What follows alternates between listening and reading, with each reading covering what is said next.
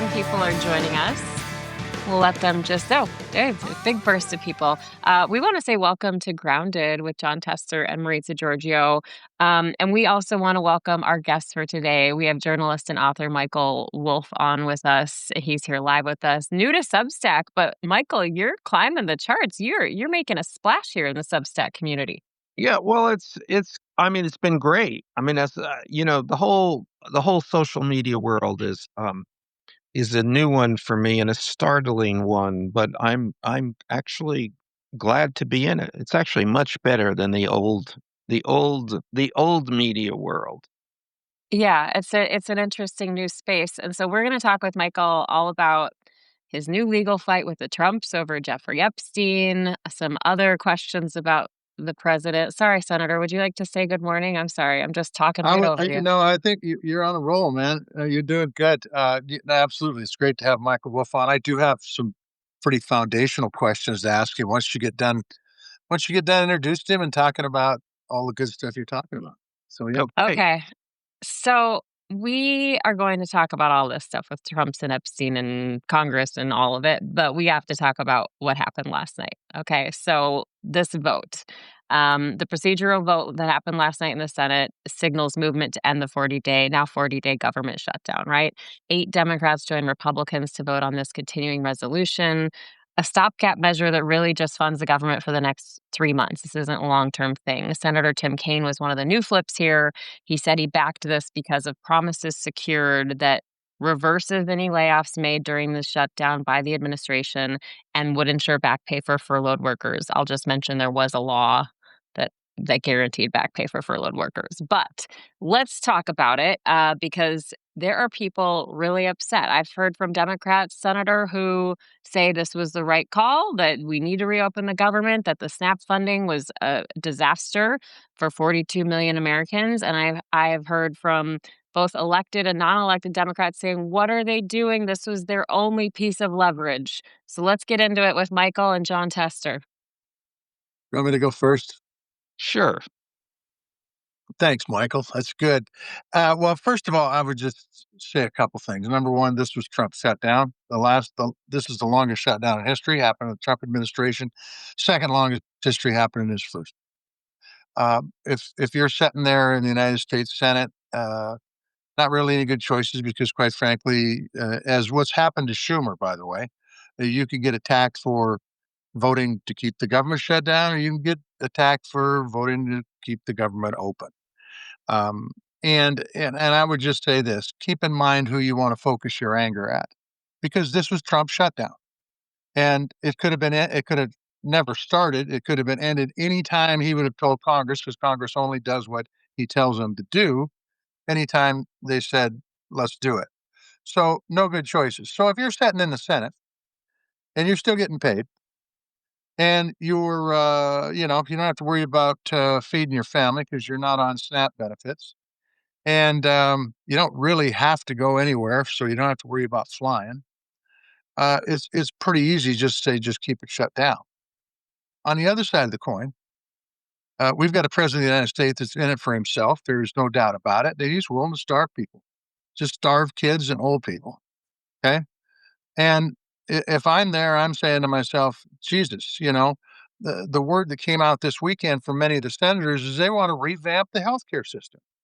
They don't even want to put the subsidies in to keep our premiums down. They want to revamp it. Now, I'm going to tell you something. I'd been here before. I was there when Obamacare was passed. Was it perfect? No. But were there any other better programs that were put forth for the Democrats and the Republicans to vote on? None by the Republicans. I'll just tell you that. And quite honestly, it's going to be interesting to see what they're going to do now, because now the ball is in their court. And the Democrats were trying to save them from their own pro-inflationary policies. And now, guess what? They wouldn't accept it. They wouldn't put in the premium subsidies. Now we're hearing different senators say, well, we're not going to do this program anymore. We're going to do a new one. I can't wait till we see the new one.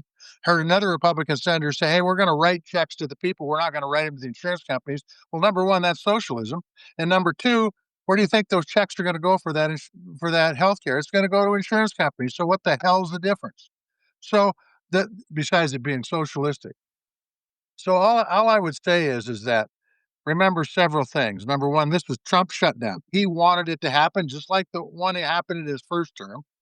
And quite honestly, when you put yourself in a position where you can't feed your family because you've got a president that won't do what every other president's ever done during a shutdown and help with SNAP benefits, it kind of makes the situation a lot more, we need to get something done. Now, the people out there will say, well, you know what? Trump's going to do it again. I can't argue with that. He probably will do it again. But the truth is people need to wear what they want. And if they want inflation, if they want healthcare premiums to go up, that's exactly what these votes are going to be on moving forward. So, look, I could argue the other side and say, you know what, Democrats screwed up on this and they shouldn't have voted on it. But the truth is, when it comes to feeding people, and you've got a president that doesn't give a damn about feeding people, it's time to step up the plate and do something. Because hungry people in the richest country in the world is not acceptable. Michael, what are your thoughts? Let me push back just a bit here. I know what has been going on, or I know something about what has been going on in the White House, what Trump's view on this has been, and what he has said to aides and Republican leaders who have been very nervous about this. What he has said is, and I'm quoting now, they'll fold, they'll fold, they'll fold. And if they do, we win, we win, we win. Trump has this thing in which he always speaks in threes. Um, and and I think that goes to the heart of Trump's secret. It's all about winning. Really, nothing else matters to him.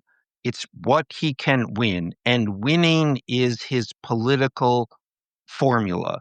When he wins, and he always does seem to win, even when he loses. I mean, there's something fundamentally irrational about him. He pushes forward and pushes forward and pushes forward, and rational people fold. They get they get scared. They don't push back. And that results in him looking like he is unchallengeable, indomitable, that everybody folds. The thing about authoritarians is that they win because people are afraid of them. Or, said in a different way, they win because people don't push back. They blink, authoritarians don't. So while I accept absolutely everything the senator has said, this is terrible for people. Terrible, terrible.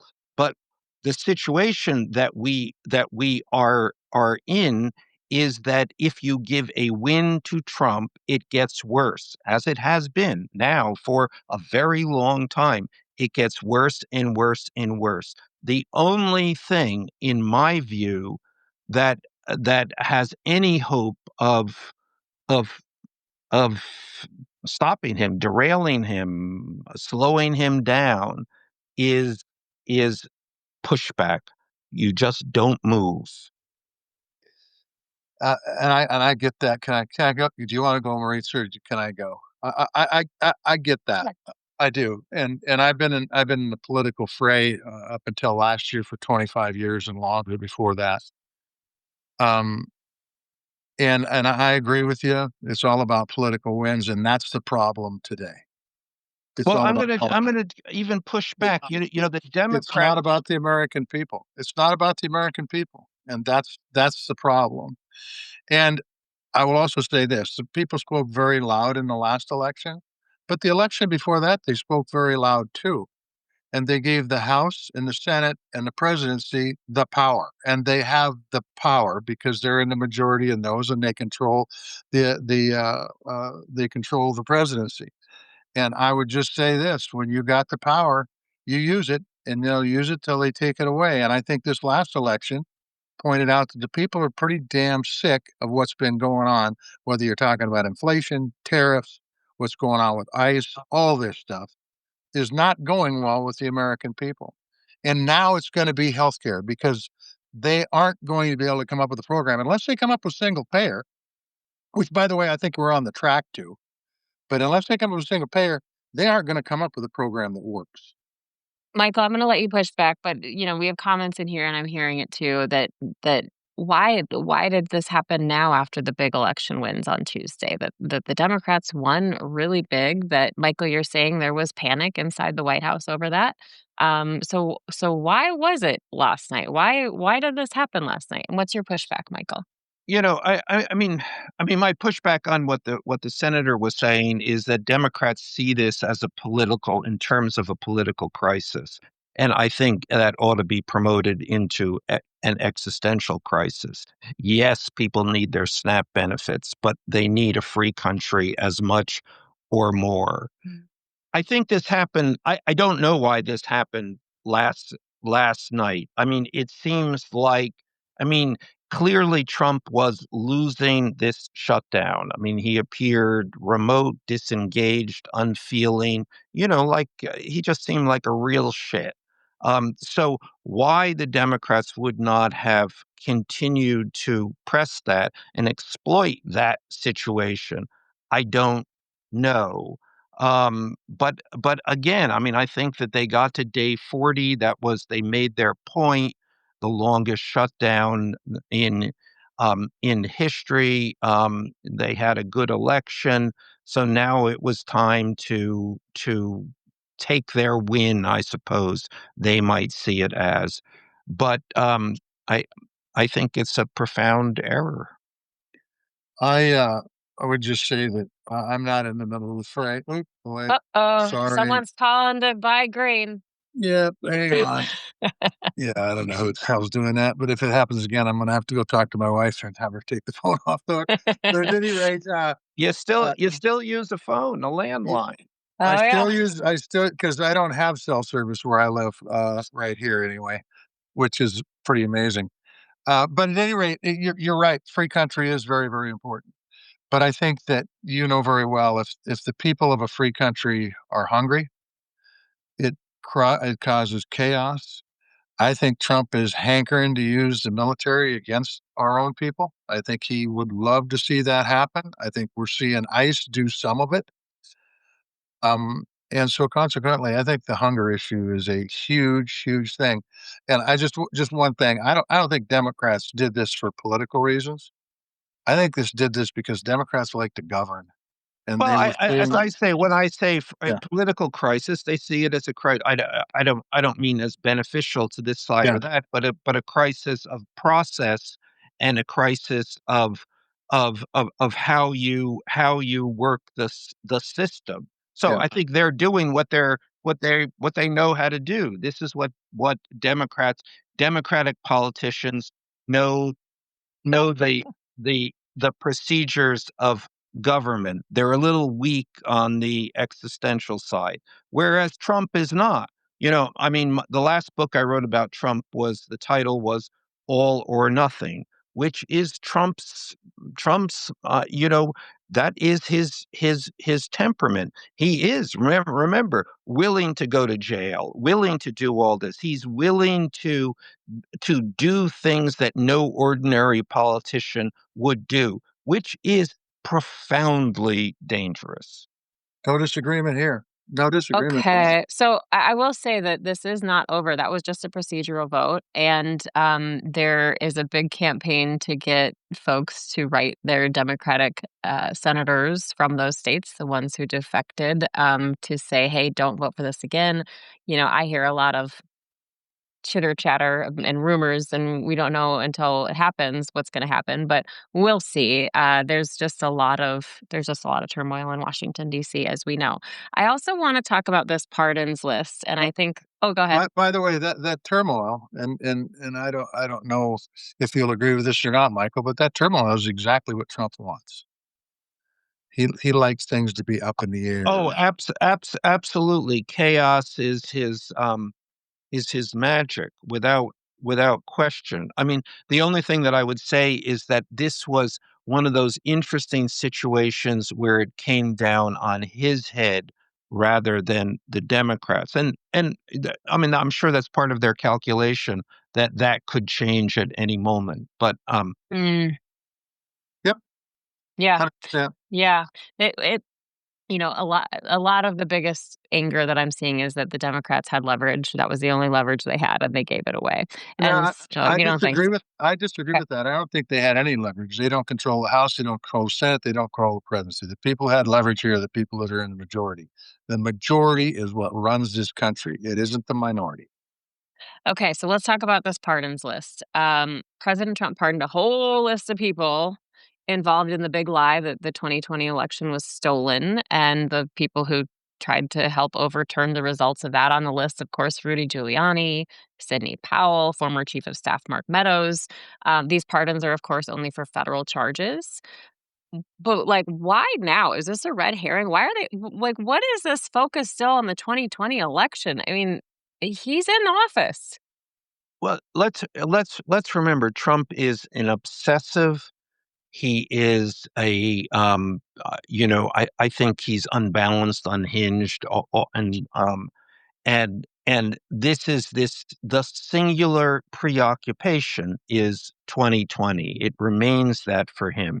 When you speak to him, which I have spoken to him at length about this, you think, oh my God, this is not a person in touch with reality. This isn't He lives in another world when he thinks about this.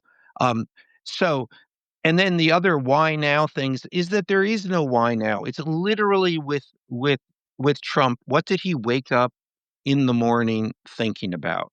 And there are reasonable, I mean, let's not go out on a limb here, but reasonable voices around Trump who steer him somewhat away from this. I mean, they never say don't do this, but they distract him. And then he wakes up in the morning, remembers this. I got to pardon those people. And he does it. And the pardon thing is also a weird Trump thing. And he has, from 2017 on, he has reconfirmed this. So I have the power to pardon anybody. I can pardon anybody. They can't do anything if I pardon people. So it's almost that reflex. I got to do something. Okay, what can I do today? I can pardon people, and I I have to make my power. I have to make that real. So what do I do? I pardon Rudy Giuliani, who he doesn't even like.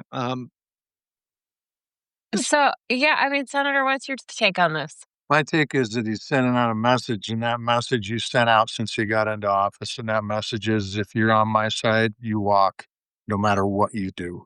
well, that is certainly true. Absolutely. Yeah.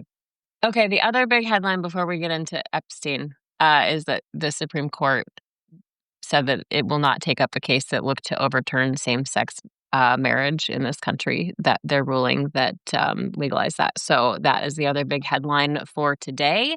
But let's get into our guest here, Michael Wolff. Thanks for talking some headlines with us, Michael. So I want to do a little bit of a primer. Um, you've written multiple books on Donald Trump. Like you said, you've talked to him about all kinds of issues. You've Or also interviewed 4 books, 4 books. You've also interviewed Jeffrey Epstein many times. You say you have more than 100 hours of tapes of those conversations. So I want to start with this latest news and we'll kind of work backward. But basically, you've been very vocal about the Trumps. You've been very vocal about your conversations with Jeffrey Epstein. You have not shied away from having conversations, doing interviews, going on social media, like you said, being here on Substack now, writing books. So in October, you heard from lawyers representing the First Lady, basically threatening you with a lawsuit for $1 billion for defamation. So tell us what you did next, because you pushed back in a really big way. Yeah, well, I got a letter which a number of other people have gotten. Anybody who seems to try to connect the president and the first lady with Jeffrey Epstein, and by the way, you can see that connection in a whole set of photographs. But anyone who is publicly making this case gets a letter and says, you better retract this and apologize, or we're going to sue you for $1 billion. Um, so I got this letter, and and I'm been a writer for a long time, so I'm familiar with libel, defamation, and the importance of free press. And I have lawyers who are also, that's what they do. And we sat down and thought how to do this. And obviously, I wasn't going to apologize. Everything I've said is true and provable. I wasn't going to pay him $1 billion for the obvious reasons.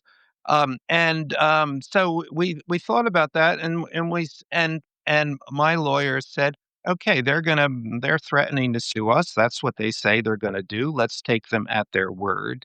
And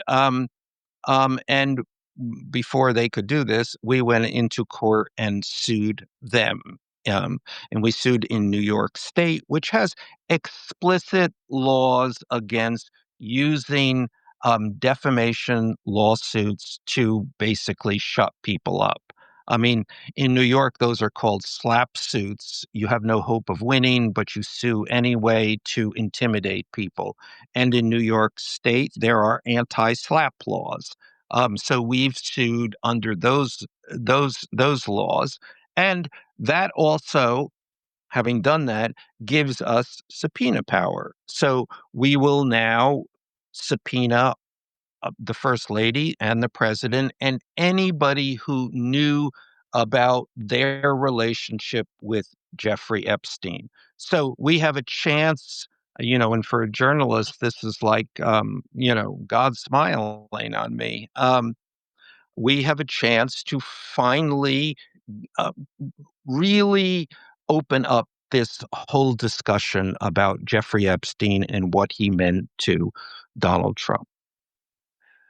Michael, can I just back up just a second? And I appreciate that answer. But how did you get to how did you get to the point where you could interview Trump and interview Epstein? What are the circumstances? You, Because you that, know, that people are always asking this about me, and how does this happen that I get to this kind of proximity? I mean, I'm a liberal New Yorker, and I also became Rupert Murdoch's biographer and spent a year with him. How does this happen? I don't know. I think it's just because I get in a room and I keep my mouth shut and I just listen. And the Trump story is, Trump is a New Yorker. I'm a New Yorker. I worked for New York Magazine. That was a magazine that he wanted coverage from New York. He used to call me up, and this was in the '90s, and we were perfectly friendly. And when he started to run for president, I wrote a piece about him, which I would not say was flattering, but he was on the cover and he liked the cover. Great cover. I got, he sent it back to me, scrawled like this. And then when he became the president, I went to see him. I said, I really like to come into the White House and write about the first 100 days and be an observer. He thought I was asking for a job, deputy assistant observer. And then I said, no, no, no, I want to write a book. And then he was not interested. Sure, sure, sure, whatever. That was like that. And gave me entree to the White House for about 7 months in, um, in 2017. And then I wrote my first book, Fire and Fury, about that experience. Then Epstein, again, we're all New Yorkers, and I had sort of known him. Epstein had been among a group of wealthy men who had tried to buy New York Magazine at one point. I knew him through that experience. And then he went to jail, and then after he got out of jail, he called me up and said, he was pretty straightforward. He wanted to rehabilitate himself, and would I write about his life, and particularly about the people who came to see him, who he knew. He operated this kind of salon in his house, and I said I probably wasn't interested in this. I mean, I kind of thought he was a sleazy guy, and and my children were like, "Wow," but then he would call me and invite me. Do you want to? Bill Gates is going to be here. Do you want to come over? And you're a journalist. Somebody invites you to have lunch with Bill Gates, and you say yes. And this this went on, and this was pretty damn fascinating. And I guess I showed up and listened and talked to him more and more. And I thought this is a one just incredible story. And then in 2015, when Trump started to run for president and I started to cover it, Epstein started to talk to me about his relationship with Trump, which was which was deep, insightful. I thought, oh my God, this is the guy who really knows Trump, and devastating, by the way, the kinds of things that he said. So I continued to talk to Epstein right up he until he died. I think I am actually the person who got the last message from him before he did die. So I have a pretty deep understanding of the Epstein story, and especially how the Epstein story relates to Donald Trump. Do you think he committed suicide? Um, I've been agnostic on that. I don't see how he could have killed himself the way people say that he killed himself, but I think if anything nefarious had happened to him, then at least a half a dozen assistant U.S. attorneys and probably a dozen FBI agents would have had to have kept their mouths shut for all this time, and that is also as unlikely. So I'm like, I don't know. Gotcha. A lot of people feel that way. So, in some of the conversations you've had about your time with Jeffrey Epstein in your conversations, you said you've seen some of these pictures of that Jeffrey Epstein had in his safe of the president with young women who were topless, and I'm wondering, that's okay. So, I know we don't know what's in these Epstein files, what the Epstein files even means, right? That we don't know if it's like a big stack, if it's just pictures, if it's testimony. We don't know what it all includes. We don't That even hasn't know. We don't know if it's all together in one place, who controls right. what parts of it. Yeah, yes. So the Epstein files is more a metaphor than it is an actual thing. So based on what you know, your conversations, what you've seen with your own eyes, what is Congress missing here? The House members who are saying, we're going to go for these, we're going to go for these. And once Representative elect Adelita Grijalva gets in here, we get that vote, we're going to go for these and press this. What's the thing they're missing? What's the question they should be asking? What do you think the journalists should be asking who are covering this whole mess? As we also have ICE raids and the government shutdown and war in Ukraine and everything else that we're trying to cover. Well, from my point of view, and this is really reflects the conversations I've had with Epstein himself, the most devastating thing. So again and again, people have had relationships with Jeffrey Epstein, and they have been penalized for it. The most recently, Prince Andrew, or no longer Prince Andrew, obviously. But the one person who has had the longest relationship with Jeffrey Epstein, the deepest relationship with Jeffrey Epstein, I mean, these are two guys joined at the hip for more than a decade. They knew everything about each other, their social lives, their sexual lives, their financial lives. That guy is Donald Trump, and he is the one person who has not been held accountable for that relationship. So when, and correct me if I'm wrong, either one of you, but when Trump was running for president, wasn't he all about releasing the Epstein files? I mean, didn't I hear that? Well, I think there were other people. I think the MAGA people were all about releasing releasing the Epstein files. And I think he was, in his way, he was more of a sure, sure, we could do that. Sure, sure. And the Kennedy files, sure, sure. I mean, he was trying, I think if you look at those statements, to glide past this. And then when the MAGA people who he like Kash Patel, who he put into high office, were suddenly, yeah, let's like release the Epstein files. He was like, "What? Are you kidding me?"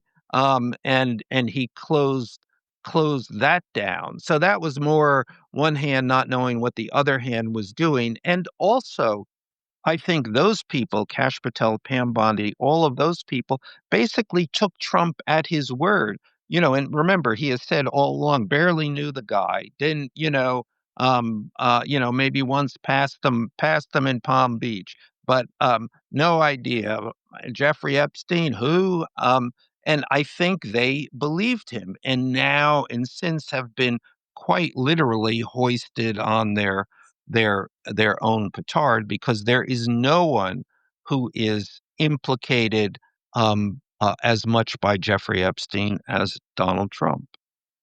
What do you think they've seen? I mean, obviously, we've had lawmakers on here who've talked about hearings, closed door hearings, where they've heard things that they can't share, but that were alarming, that scared them, that angered them about how far this thing went outside of the U.S. Even.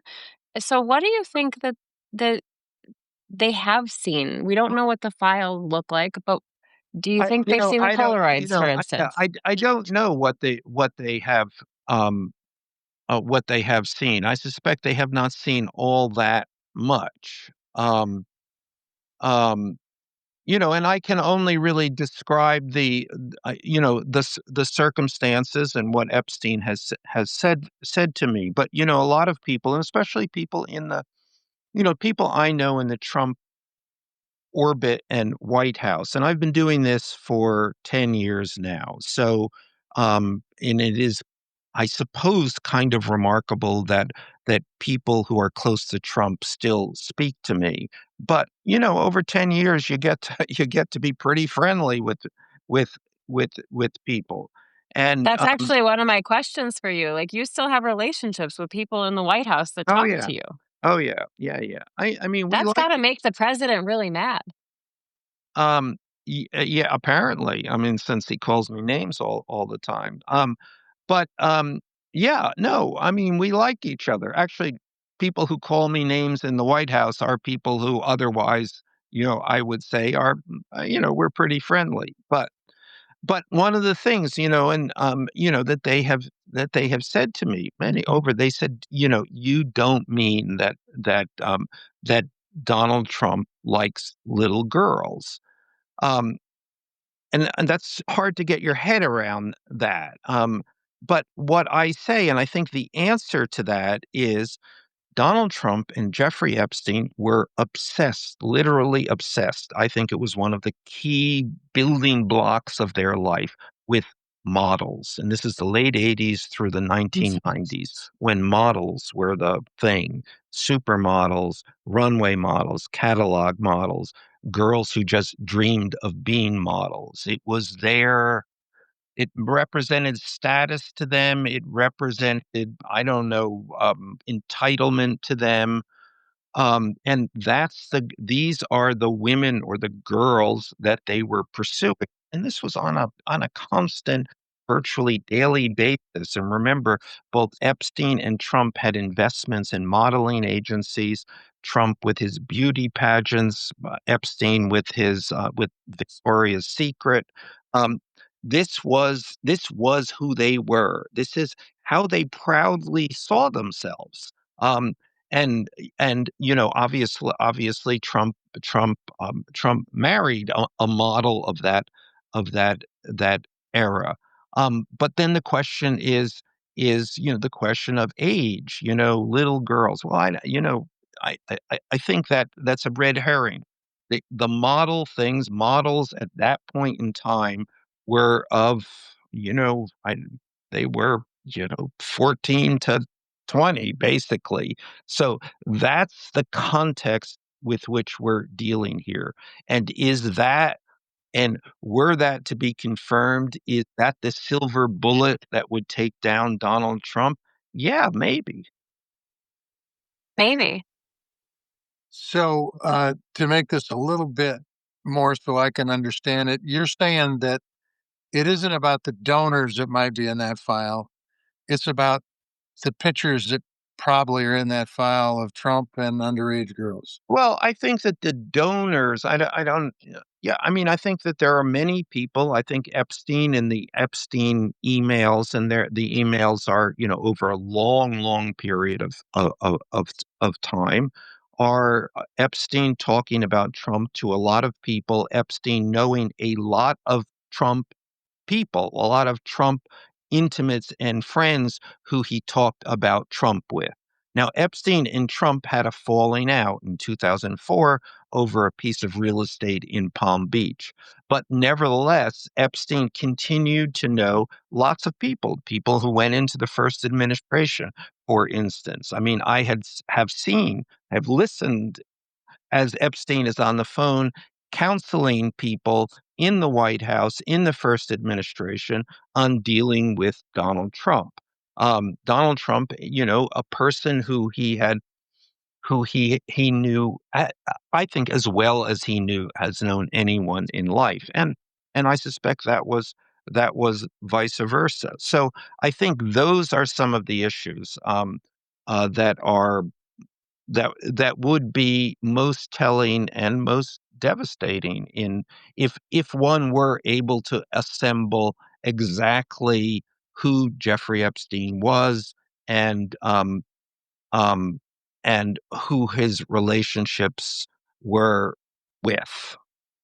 So you have these tapes. I imagine that's a whole experience that I'd love to know about what that's like for you to go back and re-listen to these tapes.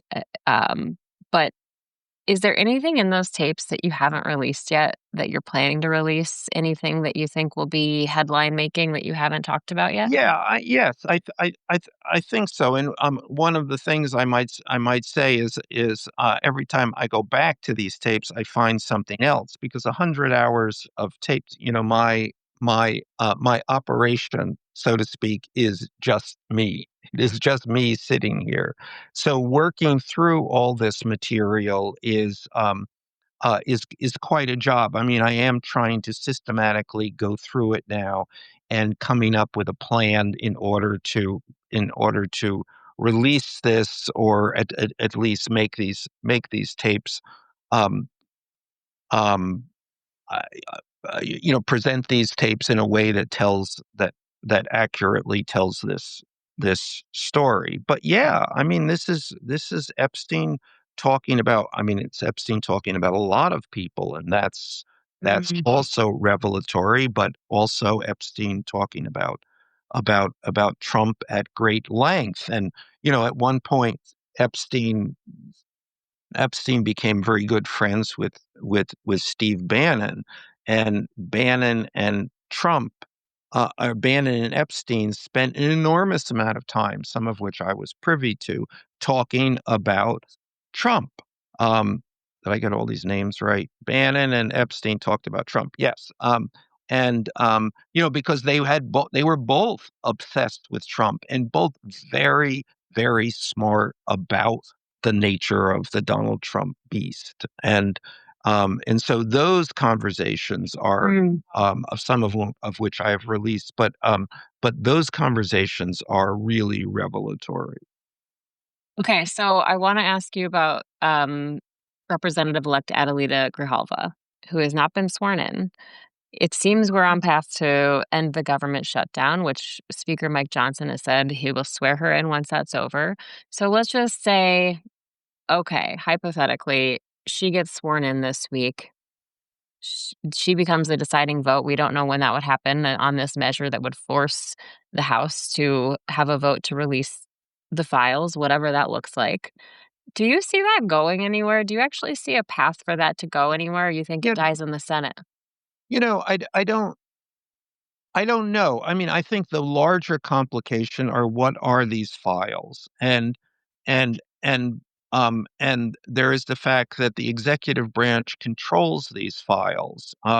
So um, so it's a question of what they release, what's willingly make it difficult to get, what aspects of this they unilaterally decide not to release for Mhm. whatever reason they come up with, and then redactions.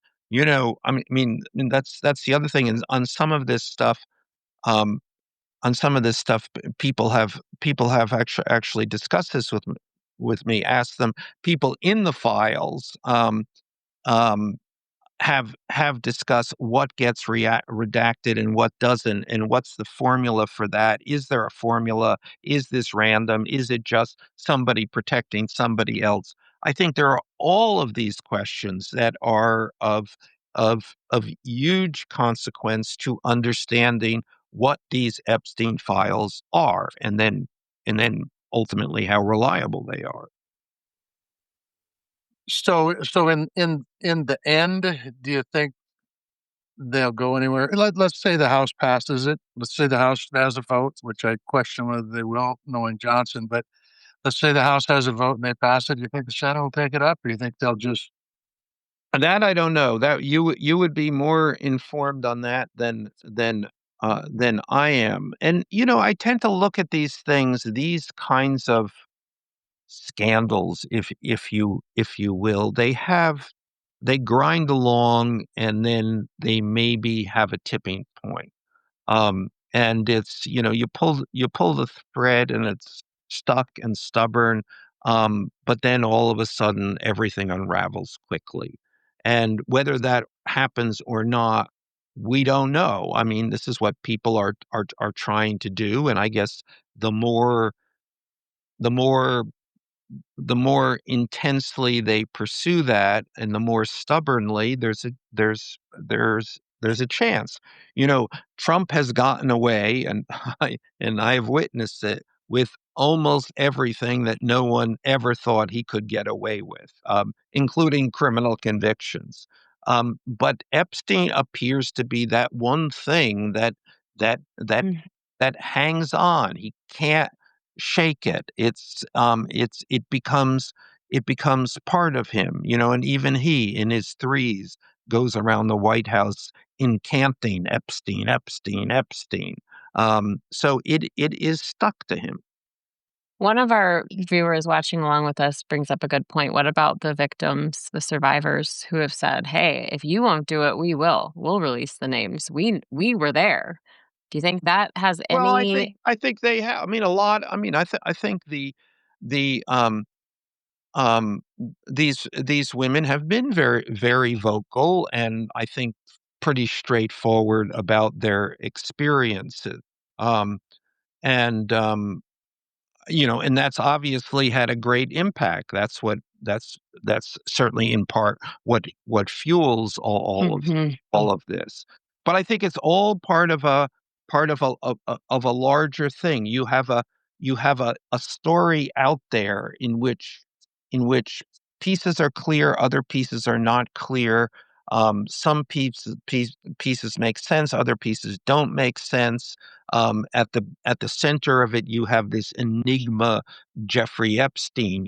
Was he um, uh, what was he? How did he amass all this money? As I say, I've spent a fair amount of time with Jeffrey Epstein, and I'll tell you, I never saw the guy do a lick of work ever. So how do you make all of that money? We don't know what was his relationship to um, to to regimes, many questionable regimes Mhm. around the world. Jeffrey Epstein was, and I mean, I think his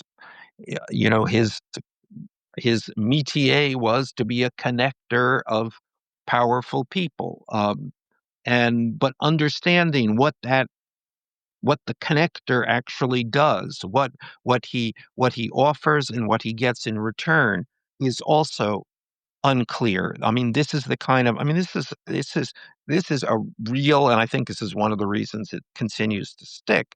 It is a story for our time. And and were we to get the opportunity to understand that story, I think we would understand so much else, not to mention perhaps how Donald Trump came to be, which is the deepest mystery of our time. Well, no kidding. So, when's the last time you interviewed Trump?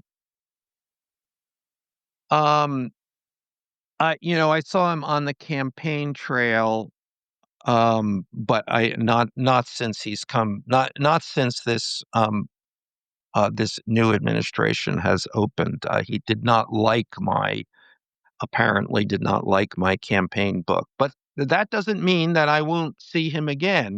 There were he didn't like several other of my books, but then at one point, and this was when he was back in Mar-a-Lago, he heard that I was writing I think a fourth book at that point, a third, I guess a third book at that time. Um, and then suddenly he invited me to dinner. So there I am on the Mar-a-Lago patio having dinner with Donald Trump and Melania Trump, sitting between them, trying to get unsuccessfully get a drink. So, are you saying he wouldn't buy you a drink? Is that what you're saying? I kept, yeah, he doesn't drink, and so I was like, my hand was like, the waiters would come by, can I? And then they would pass by, Mm. and that was a moment in which I really could have used a drink. I mean, what is that like? Is does he razz you? Is he friendly? Like, what's his demeanor at a dinner like that after he's been upset about your book? Well, this was preceded by, us. We sat down and we sat together in the Mar-a-Lago lobby and talked for about 2 hours. No, he talked, I listened. It's just always with Trump, it's just a monologue, blah, blah, blah, blah, blah, with an incredible force. He's indefatigable. He doesn't shut up. He just keeps going. And it's not necessarily coherent. It's certainly not guarded. I mean, it's weird. And then sitting between the two of them, so the Mar-a-Lago terrace, I don't know, maybe there are 70 tables, maybe a bit more. Um, and then he sits behind a table, right? It was right in the center, but with a kind of red rope around it. Um, and so he's like at the head table of a wedding, like he's the groom. Every night he's the groom. Um, And there's a red rope around it, like a yeah, velvet rope? exactly, exactly. And so, but then people come up to him. They're allowed inside the rope, and they come up and they speak to him, and likewise Melania. So he's just a wall of verbiage toward everybody. It's really doesn't seem to matter to him who he's speaking to. Whatever it is, the conversation just is on broadcast. And Melania, who seems very nice, but very closed. So she's just responding, "Yes, thank you. Oh, yes. Yes. Yes. Oh, yes. Thank you," again and again and again. And I'm sitting between them without a drink. Not a Without drink. a drink. Fly at the Okay, so phone. so Yeah. this lawsuit that you filed, I mean, let's get back to this and we'll close this out. But you have a GoFundMe to help fund this lawsuit. Which Last I has been extraordinary. So this GoFundMe, which was put up just a week ago, and and I thought, I mean, I had just gotten the first legal bill, and I thought, oh my God, and so my wife said, well, why don't we try one of these GoFundMe pages? And I thought, well, okay, maybe, blah, who knows? So within 24 hours, we were at $500,000. I think now we've gone over Yeah. $700,000. There are almost 15,000 small donors. All of these donations are in small increments. And it really says to me, I mean, I'm completely astonished that there is a hunger for people out there to to do something, to find a way to do something here. Are you worried at all that you're going to be investigated or indicted yourself, as we've seen with some of the other perceived political opponents, enemies? I think that these people are probably capable of doing anything. Yeah. I mean, I remain not worried. I remain, I mean, I've been doing this, doing what I do for my entire career. Um, so I'm still in that mindset that we live in that country, that America. But have things so profoundly changed? I mean, the answer is they may well have. I have one more question, Senator. Do you have a question? I don't want to keep taking over the time. My question probably you probably can't answer, but I'm going to ask it anyway. Uh, the last time you were around Trump, how was his physical health? I think you've already Mm. addressed mental health. I thought it was. I mean, he seemed full of energy to me. I mean, every time I'm with him, I am struck by his physical size, for one thing, but fortitude, and partly it's his voice. As I say, he just keeps talking. Um, but I've never seen anything. I mean, he seems out of his mind to me often, but from a physical point of view, he seems, um, uh, you, you, um, you know, Jesus Christ. I mean, you think this guy. Yeah. I mean, I hope he doesn't hit me. So I got you.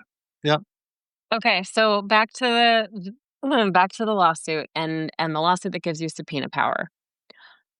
Is there one question? Is there one thing that you want to get them on the record on? Is there one thing that people are coming to you as they're donating to your GoFundMe saying, please get yeah, this no, answered? yeah. I mean, I think everybody's interested in this relationship with Jeffrey Epstein. What was going on? I mean, we know who Jeffrey Epstein is. We know what his interests were. At what level were the Trumps part of this? And I think that's what people want to know. Donald Trump is, is a guy who lived a life which I think many people believed would have made him certainly ineligible to be the president of the United States, and possibly ineligible to be in any kind of reasonable society. He lived the life with Jeffrey Epstein of a kind of a proud outlaw. And he has, not been held accountable for that, and somehow in a fluke in a, of nature and politics became the president in spite of that. So I think that there's a certain kind of balance, logic that people want returned. And you think they'll be forthcoming? Do you think that they will? Well, I mean, no, I mean, I think they would do anything not to be forthcoming, but you know how you do these things. You triangulate. Someone says this, someone says that. Where were you on the following day? Mhm.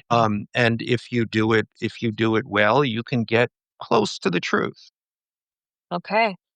Well, we would just thank you so much for kind of unraveling all of this and unpacking and talking about all kinds of things. We covered a lot of topics today, Michael, but I'll post to your GoFundMe when we post this interview after this live interview. And welcome to Substack. Well, thank you so much, and thanks for having me. And it's a new world. Michael, I just want to say thank you very much for being on. I appreciate. We don't often get to hear from folks that have been in the room where it happens, and you obviously or been in that room several times, and we appreciate. Well, you too have been in many rooms that I'd really love to know what was happening there. So we will continue this conversation. Oh, so that yeah, we'll continue this, Amen, brother. Amen. and Michael will turn the questions on you, Senator. We thank you, Michael. Thank you. See ya. You bet. Thank you. Okay, so Senator Tester and I will kind of wrap this up. Just like so many questions that come out of that, right? I mean, I think I need to make a list of all the questions that I have that will probably come to me throughout the day. Like, what was this like? And what was that like? Well, after visiting with him, it kinda confirmed what I've thought for a long time, and it just doesn't matter what the House is gonna do. They're not gonna let this out. This information is gonna come out, assuming we have another president in a different president's term, not this Mm. one. I just don't think it'll get by the Senate, and even if it does, it'll be I'm sure it's open to a veto, so then it takes 2/3, and it ain't gonna happen.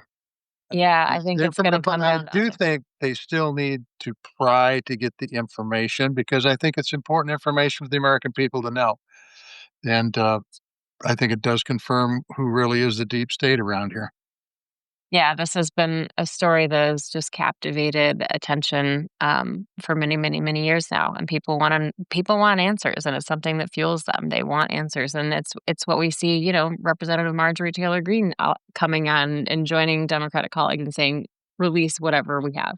Yep. Okay, so a couple of things that we wanted to wrap up with. First of all, we want to thank all of Michael's viewers who are still with us. This is our show Grounded. I'm Maritza Georgia. This is John Tester, former Senator John Tester. And we kind of unpack the news of the week. But I do want to say, first of all, somebody wrote you and said that there was an ad that showed up in our audio podcast recruiting for ICE. And so we did not know that. I think that we have fixed that. But if you hear something like that again, please let us know because that is not an ad that we would choose to put in our podcast. And the Correct. other thing that I want to talk to you about, which I think really illustrates this time that we're in, people keep writing our show email, our Substack, and your personal email who have been asking you to please vote for the continuing resolution and join the Republicans and reopen the government. And we need to just let everybody know once and for all John Tester is not in the United States Senate anymore. Or vote against the continuing resolution. I mean, both sides. And I've been out now for over a year. The election was over a year ago. And I think more than once on this show, we've said former journalists, laid off, fired journalist, however you want to put it. And then the same thing is applied to me, former US senator, laid off US senator, fired US senator, however you want to put it, but I'm not in the US Senate anymore. And that's part of the reason why I tell folks that you could on this last thing that happened last night, you could easily vote for it, you could easily vote against it. There's plenty of justifications both directions. And it's all what you think is the right thing to do as you're sitting there trying to represent your constituency in the United States Senate. So it's all good. But one thing is for sure, going back and beating this dead horse one more time, I'm not in the U.S. Senate. Don't plan on going back to the U.S. Senate. Ah. Maritza is not with Scripps, but if the right deal come along, she might go back. Well, I fill in. I still fill in, and I'm not a retired journalist. I'm just an out of work journalist. You're just unemployed. Yeah, I'm unemployed, but I still fill in. I do freelance stuff. But yeah, so if you are thinking that John Tester is going to be the deciding vote, it's not going to happen. Like he literally can't. I don't think they'd let you back on the floor. Oh, no, I can get back on the floor. I can get Oh back yeah. on. I think I can. I think I can. Yeah. Ah, oh, okay, But that's really a moot point because I don't plan on going back on the floor. Okay, so okay. it's a great place, but we'll leave the floor to the people who are elected. And There was another viewer question from Louise, and she's concerned about 2026 yeah, and who's running. And we don't want to get too Montana centric here, but who's running? And she wants to know what you think. And so many people have asked if you're going to run in 2026. I'm just wondering if you want to answer that question. yeah. And well, I'll tell you right now, I'm too old. Second of all, there's better people to run than I am. Better people that will do a better job at this point in time. I will also tell you that I believe, especially since this election last week, that there's going to be one or more really, really, really good people to run not only against the senator from Montana, but also other people, other senators around this country that, quite frankly, as Claire McCaskill said on MSNBC about a week ago, I think this puts the Senate in play for majorities. And I thought that before the election. And I think it now, and I believe it now. And I think that the Senate absolutely is in play. And these people that have shunned the Constitution and wrapped themselves in the cloak of Donald Trump is going to be really hard to unwrap. And there's many, many, many senators that are in that position. I would love to have Amy Walter with the Cook Political Report on to just talk about the landscape because I think that, yes, the calculus has changed. Somebody who I think we might be able to get on is a guy by the name of Jim Messina, who Oh, he was the guy who got Obama elected and probably has some views on whether places like Montana or any other state, for that are in matter, play. are important. Yeah, I think that's a really good idea. He also did some work in Greece. Are you getting sick? Well, some would say I'm already sick, so Yeah, Jim Messina would be great. Like, we're just throwing out public invites now at this point. Okay, yeah, before we go, exactly. Amy Walters would be great too, by the way. She's really good. She's really she's great. Your hat, Premium Processing Co-op. yeah, and yeah. I mean, we're all into eating beef these days, so we want them, right? You're a big meat eater, aren't you? Big beef eater. I quit eating beef a few years ago, but I am surrounded by people who consume beef, so That's I right, understand the including me, yes, including me, including you. including me. Yes. So it's Okay, great. so Premium Processing Co-op is the hat this week. We wanna thank our guest, Michael Wolff, for coming on and just kind of unraveling all of this, like we said, with us and helping us understand, what he thinks is happening, what's going on behind closed doors. Fascinated by that. Fascinated that he continues to have sources inside the White House, and that's actually great. I'm glad to hear that journalists still have sources on the inside because there have been a lot of efforts to stop that flow of information. Oh, we have one more question. You see it? What did I you think about last weekend's 60 yeah, Minutes report on farmers? All right, go that ahead, was sorry. I was actually going to bring that up. That's why I had my finger up a minute ago. Ah, That was really a really good story, and the two, I'll call them young farmers.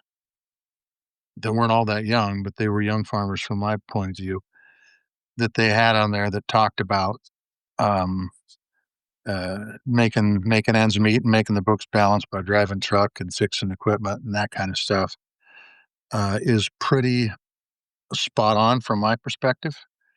And and I think the interviews with the other guys that were more my age and probably had it made was pretty spot on too, because they weren't nearly as concerned about what's going on with the tariffs and the input mhm, costs as they should have been. But those young guys, and those are the folks we're going to lose in family farm agriculture, the young guys that are out there busting their ass every day trying to make things work because they don't have what they had need in the bank account to make it happen. I thought they were very informative and very, very good. And even though I don't raise cotton and I don't raise soy and I don't raise corn, I could absolutely relate with what they were saying. okay, go check it out. That was on last night's 60 Minutes. Yep. All right. Well, we thank our guest, Michael Wolff. We thank all of you for joining us here, both on the video stream and audio stream. We want to thank our friends at Pearl Jam who let us use their music every week. You can find us on Substack, Blue Sky, Instagram, YouTube. You can shoot us an email at groundedpcast@gmail.com. And before we go, I should mention we are going to try to do a live in person podcast later this week. And we are also going to have an episode releasing tomorrow for Veterans Day. So lots of stuff happening on our end. Tally ho, and thanks everybody for tuning in, and we'll talk to you again. In fact, we'll do that tomorrow.